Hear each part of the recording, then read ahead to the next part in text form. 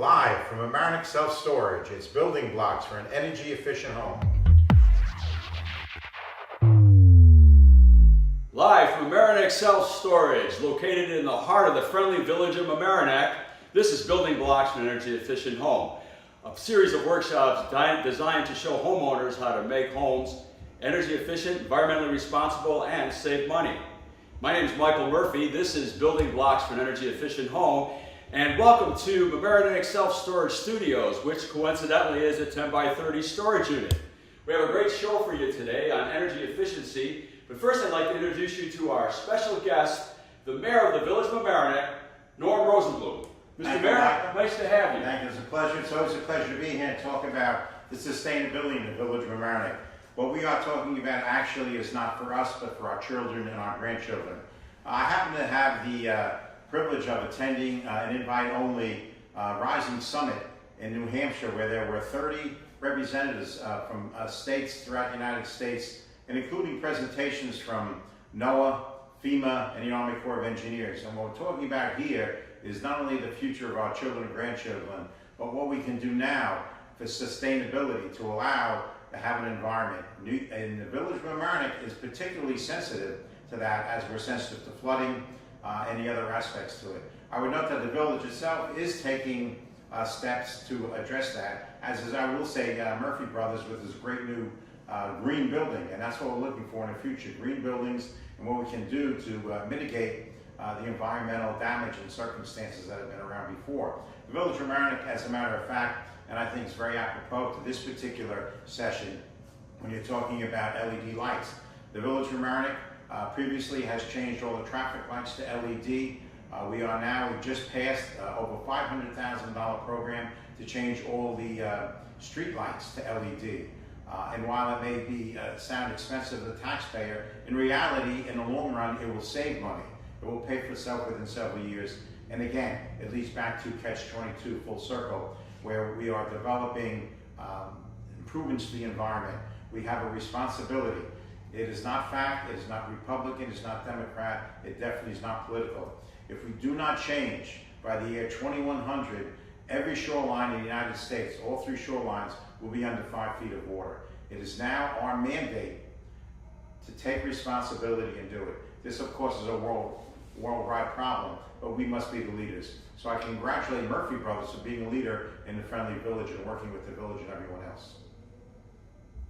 Oh, and also, I would like to introduce Mr. Failing, who is an expert in LED lighting from Clacks. Mr. Mayor, appreciate that.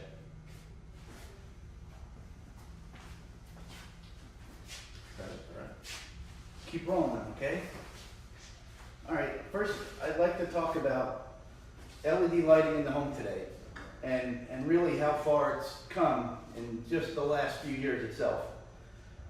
What I think really started the LED in a residential application for your home is when Congress passed the ESHA Compliant Act about 9 years ago. And basically what they told bulb manufacturers was, okay, you could still produce a light bulb, but your light bulb has to produce X amount of lumens per watt. So what does that really mean? So your typical 60-watt light bulb, gave off 800 lumens. But Congress said, that's too much energy. You're using 60 watts, you're only producing 800 lumens, you need to increase that. So they made a requirement that said, all right, if you want to produce a bulb, X amount of lumens per watts.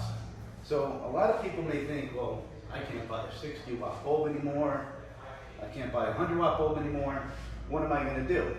Well, they still do make standard bulbs. And it's just now that they're more energy efficient. So that 60 watt bulb, and don't mind me if I cheat a little bit here, your 60 watt bulb, which was producing 800 lumens, now must be like a 50 watt bulb. So you're using only 50 watts and you're still producing 800 lumens. So what that really did was help really get the energy world, the LED world going, saying, okay, we could do that. We could do that with an LED bulb.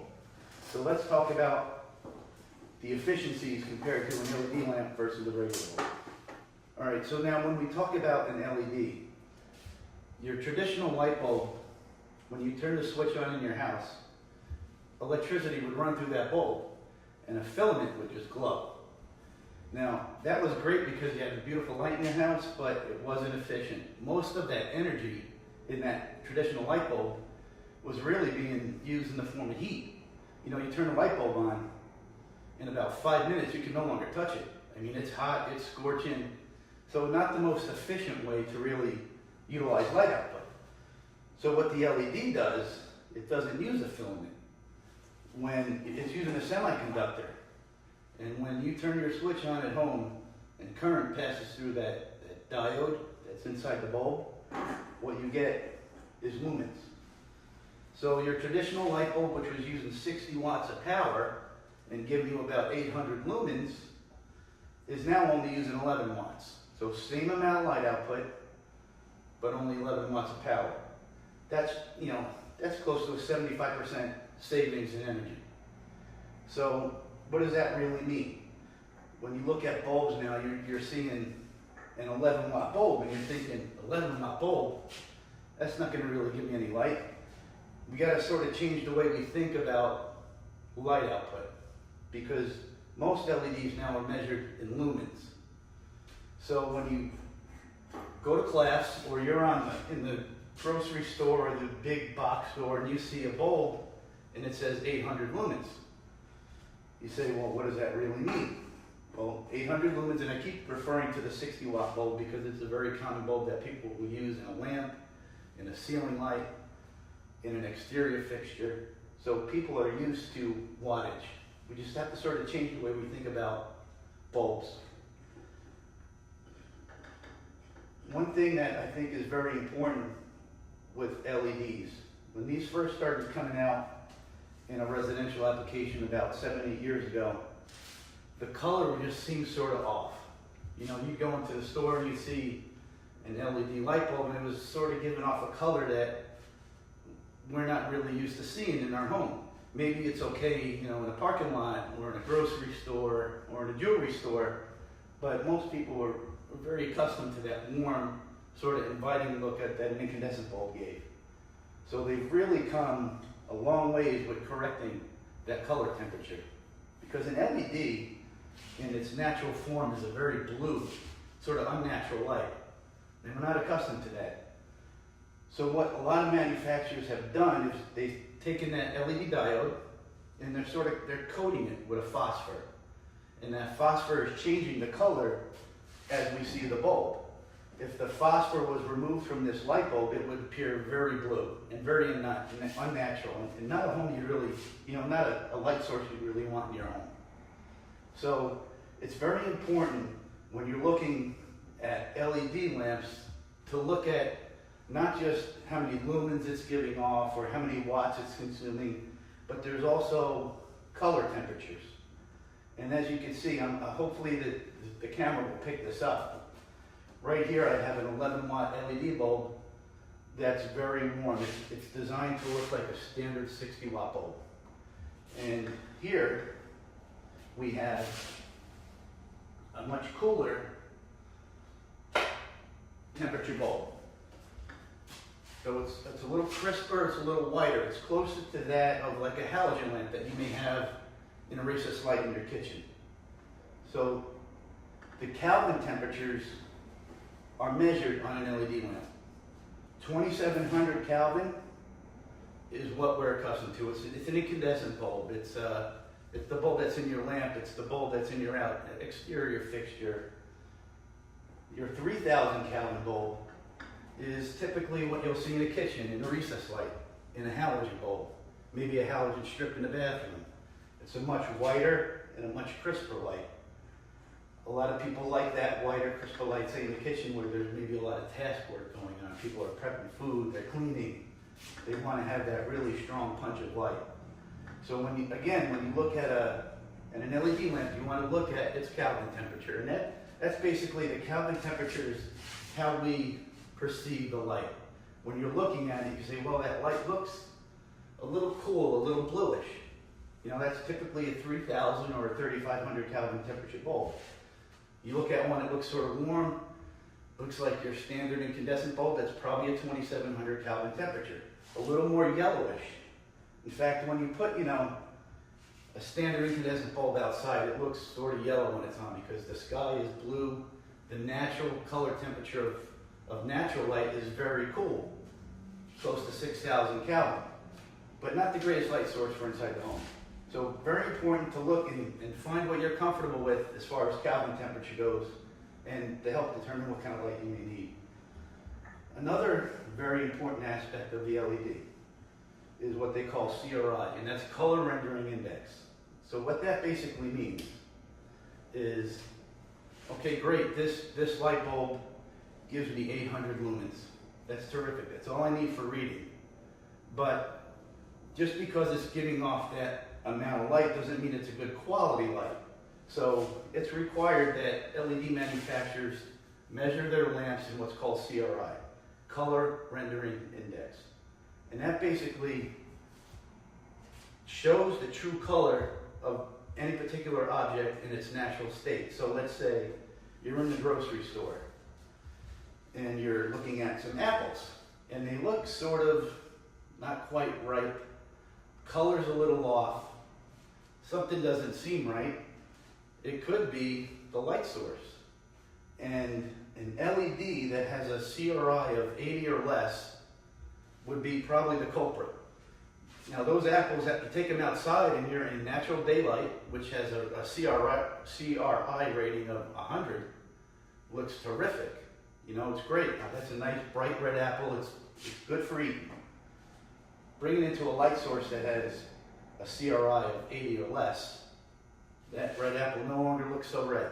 Not very appetizing. So very important that you look at the CRI rating of a bulb.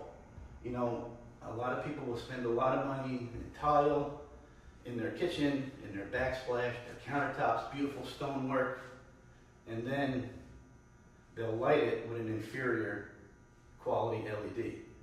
And what happens is all those beautiful colors that you've just spent tons of money on and look great in the yard when you picked it out, now looks sort of all drawn out. Where'd all my color go? One thing to look at is your light source, and make sure that your lamp, be it in a recess can, an under cabinet light, or just a decorative fixture, make sure you have a good CRI rating. And we want minimum 80. 90 or better is ideal because your natural light is 100, your standard incandescent bulb is 100. So we want to make sure that we have an LED that has good quality color. Not sure if you'll be able to see this, but LEDs come in all sorts of forms now. Let's say you have a beautiful chandelier at home and you want to become a little more efficient. You don't want to use those 60-watt candle bulbs that are blowing out all the time, causing heat, making your air conditioner run all summer long. They now have LED bulbs in the form of a candle. So you've now replaced your 40 or 60-watt candle bulb with a 2 or 4 watt LED candle. Still gives that very warm color that we're accustomed to seeing with the chandelier type bulb. Another big perk is the number of hours they're rated for. Because LEDs don't technically get hot and create heat like a standard incandescent would, you could have an average life of 25,000 hours on an LED lamp. So what does that really mean? A regular incandescent bulb might be rated for about 1,000 hours. Once a year or so, you're probably changing a light bulb, minimum. An LED bulb rated for 25,000 hours, burning at about 3 hours a day, will last you 22 years. So you're no longer changing light bulbs every year. You're no longer spinning the meter off the side of your house to run your lighting. You're now replacing it with energy efficient LEDs. And in a commercial application, it's huge. Like the mayor talked about how they switched their traffic lights to LED, and they're going to be doing their street lights to LEDs. I mean, just the maintenance alone, changing light bulbs, currently has got to be astronomical. The initial cost, it's going to require some investment, but over time, with the maintenance free aspects of LED, it's going to pay for itself. It may take a couple years, but it'll eventually pay for itself. And so is the case for your indoor lighting as well. The how nice would it be just to put a bulb in, put a recess or a decorative fixture above your bath vanity and think, man, 22 years? I don't have to worry about changing a bulb for 22 years. So a really nice aspect, and the color has really gotten so much better. Like I said, when these first came out years ago, you knew right away where the LED bulb was. You could just see the color was right. It sort of looked like the morgue. You know, when you walked into a space, you're like, oh my God, you know, your skin color was just off, and that was basically due to poor quality LEDs, but they really have gotten so much better. I mean, I think I read somewhere that there's 4 billion light sockets, incandescent light sockets in this country. That's a lot of light bulbs. So, you know, just changing a few of them in your home, dramatic. I mean, I think your electric bill, about 12% of the cost of your utility bill is your lighting. So, you know, it may not be a drastic cut in your utility, but it could be pretty substantial. And if it's a commercial space where your lighting's on all day long, it's definitely the way to go. In fact, most with these initiatives out there and rebate programs that a lot of the utility companies offer, it's almost crazy not to use LED, just because they've gotten so much better. So a couple things I could show you. Obviously, we have the standard incandescent replacement bulb. So you could basically take any fixture in your house now that's utilizing either a standard bulb, a candle bulb, or a flood type bulb and replace it currently with an LED. And that's just a matter of screwing out your incandescent or your halogen and screwing it in to your existing fixture. And just like that, you've inverted your incandescent / halogen to an LED. So that market is huge. Because most consumers will just go and say, okay, I want to, you know, I'm tired of changing my light bulbs out in my house and getting a ladder. I'm going to put some LEDs in there and not worry about it for years. So terrific place all over the house to just convert to LED. They're also starting to integrate a lot of LEDs into decorative fixtures. So typically, you may have had, you know, a halogen bath sconce in your bathroom, or a couple of them. Again, a very hot source. When these halogen bulbs are illuminated, they're scorching hot. And, you know, 50 to 100 watts per fixture. Well, now you're taking that halogen factor out, you're replacing it with an LED light source, and that fixture is now, you know, an 8 or 9 watt fixture, giving you the same amount of light output as you had prior. And as you can see, the color is really quite nice. Not offensive. Most people would think that is a halogen light source. And then of course, hopefully, we get a little demo here. I mean, you have your recessed lighting, which is probably, in most houses, your kitchen is probably the one room where you have the most amount of recessed lights, and probably the room that's used the most in the home. And, you know, depending on the size of the kitchen, you may have 3, 4, up to a dozen, you know, recessed fixtures. You know, you're using, let's say, a minimum of 50 watts. That's a lot of energy to be used for just lighting your kitchen. So switching over to, you know, an 11, 12 watt LED, you're reducing your energy cost by, you know, 75%. And not only is your air conditioner not running all summer long, because we know how hot these halogen bulbs get. The one thing with LEDs, they really don't get hot. Most LEDs have heat sinks incorporated into their lamps. Now, whether it's a replacement lamp, your heat sink is typically built right into the bulb. If you have an integrated LED fixture where you're not just using a screw-in type lamp, that heat sink is typically incorporated inside the recess can. In this particular case, your heat sink is part of the fixture, because LED's biggest enemy is heat. Heat will destroy the life of an LED. It'll also alter its color, because we talked briefly about how the natural state of an LED is very bluish. and we need to correct that to get a light that we're sort of custom and comfortable using. So what happens is if there's excessive heat, you're gonna lose that phosphor coating that's been placed on the LED, and in a couple of years from now, it could be 3, 4, 5, 6, you're gonna notice that LED doesn't really look like it did 5, 6 years ago when I bought it. That's because it started to sort of break down.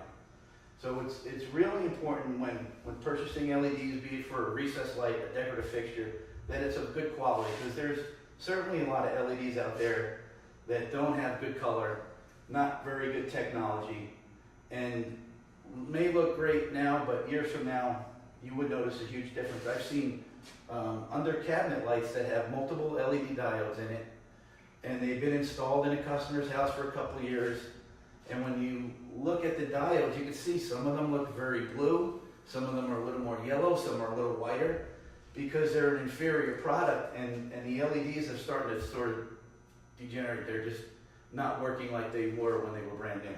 So very important to get a good quality LED, be it in a decorative fixture, on a cabinet light, or even a recessed light. One thing I just want to touch real quickly on is controlling your LED. When, let's say you've got 10 recessed fixtures at home and you want to just throw some LED replacement lamps in there. Well, chances are whatever you were using, you were probably dimming it, because you may not always need that light. You're entertaining, you're just hanging out in the kitchen, you want to dim the lights down a little bit, set a little mood. What you have to be careful of with an LED is chances are that dimmer that's in the wall wasn't designed to dim your LED. So you want to make sure that you read the specs on the bulb, be it the bulb or the fixture itself, and each manufacturer will test their LEDs. And they'll say, okay, we've tested this LED with 4 or 5, dimmer manufacturers, and these are the ones that we feel dim the best with our LED product. So you really want to look into that, because what you'll see with an LED that's not dimmed properly, you'll get a lot of flickering, you'll get sputtering, you'll get certain points even on the dimmer where the fixture may not work, and you may have to go over and sort of fiddle with the dimmer a little bit to sort of get the light back and working properly. So very important when controlling your light source that you check with the manufacturer's spec as to what dimmer is compatible with your system. Pretty much covered the basics of LED product in your home, and as you can see, it's pretty much endless what you could do with an LED. Recessed light, decorative light for the bathroom, replacement fixtures for your dining room chandeliers or your exterior lights, and pretty much any light in your home. And what you'll save in the long run, in just bulb replacement alone, and on your utility bill, well worth it. Might take you a couple of years in a residential application where your lights aren't on all day long, but over time, it'll eventually pay for itself. And I thank you for your time, and thank you, Mr. Murphy, and hopefully we've covered everything. Okay, Jack, now I'm going to go up and ask you some questions, all right? So, probably want to stand on that side over there. You bet. Okay, let me just turn this one around here. Okay,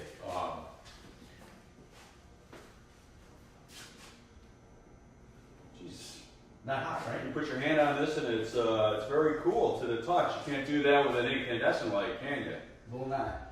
Well, thank you for your presentation, Paul. You'll be happy to know that we have LED lighting throughout the building here, and we also have it all on motion sensors, so which can be kind of weird when you're in the bathroom and you might be in there too long and all of a sudden it goes dark on you. So start saving your arms. Yes, it's information for a different presentation, I think. But so you're saying that people can actually just buy the light bulb themselves for their regular fixture that they have today. Absolutely. What is it that they should be looking for when they're buying that light bulb, so not buying something that's not going to last as long, or not getting the light they're looking for? Well, what I would probably look at is, did you like the light bulb that you're changing? Other than the fact that it may not be efficient, it may not be green, but did you like the color aspect of it? Did you like how it looked when the light was on?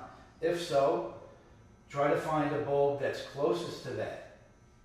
In this particular case, a standard 60-watt bulb. now an 11-watt LED, putting out just as many lumens as a 60-watt bulb. Interesting. Now, of course, this is a show on LED lighting, and you didn't mention fluorescent lighting at all. Do people still buy fluorescent lighting? People are still buying fluorescent lighting because there's tons out there still. And in fact, they're actually making retrofit fluorescent looking tubes that are LED. And that allows you to take out your existing fluorescent tubes and replace them with LED type looking tubes. Big energy savings, long life. You no longer have a ballast, which is required to run a fluorescent tube. And your bulb life is increased probably double when you switch to an LED from a fluorescent. Still very efficient fluorescence, but not like an LED. Interesting. Now, I know that strangely enough, Congress has gotten involved in the lighting game, and they've outlawed the manufacture of certain incandescent lighting. Is that correct? Well, yes, in a sense, and a lot of people, I think, it's slightly misunderstood. They have outlawed the production of a 60-watt bulb that uses 60 watts of power. You could still make that 60-watt bulb, but it has to meet ESHA's Compliant Act, which says, okay, you can make that bulb 60 watt or 800 lumens, but it has to be X amount of lumens per watt. So the old way in which you made that bulb is not going to cut it. So you can't just have a filament in there glowing to give you 60 watts of light. That filament and that bulb needs to be X amount of lumens per watt. And the old way they made bulb just didn't do it. So basically what they've done in a 60-watt bulb is incorporated basically a small little halogen bulb and put it inside the glass. And that halogen bulb, brighter, hotter, but does produce that required lumens per watt that the government back in 2007 said they had to meet.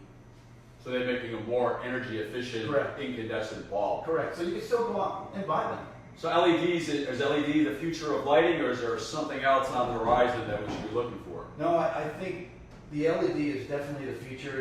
It's improving. I mean, if you really think about it, fluorescents have been around for quite a long time. LED in the residential market has really just been 5, 6, 7 years that it's really flourished, and it's only getting better. Like I said, when they first came out, they were terrible. I could spot an LED. If there were 100 lights on in a showroom and one was an LED, you'd spot it right away. That's getting much harder to do now. Their color is getting so much better.